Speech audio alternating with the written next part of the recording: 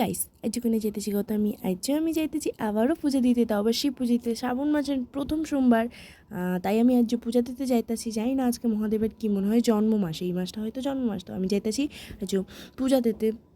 তো সবাই মিলে যেতেছিল, মামি মাটা সবাই আছে, আমি যাইতেছি। কুকুরগুলোও পেছন ছাড়ে না, লক ছাড়ে না। তো তোমরা হইতেছো অনেক দিন পর আমি কেন ব্লগ দিচ্ছি, এই দেখোই না আমার কীর্তি দাও কেমন লাগতেছে তোমরা কমেন্টে করে দেবা।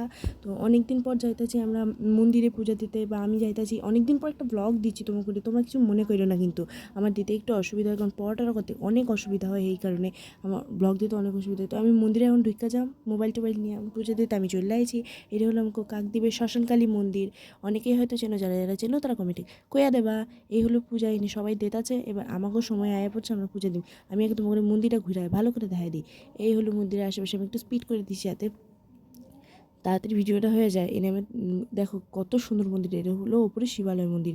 এবার আমি এনে একটু নাটক দেখাইতেছি যে হাত দিয়া।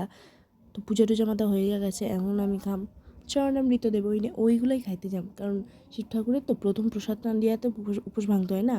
তো এনে আবার আমি প্রসাদ নিয়ে নিচ্ছি, গাড়ি চলে আসছে আমাকে, এবার আমাকে ঘরে যাইতে হইবে। বা আজকের ভিডিও ছিল এই পর্যন্ত, দেখা হইতেছে পরে ভিডিওতে।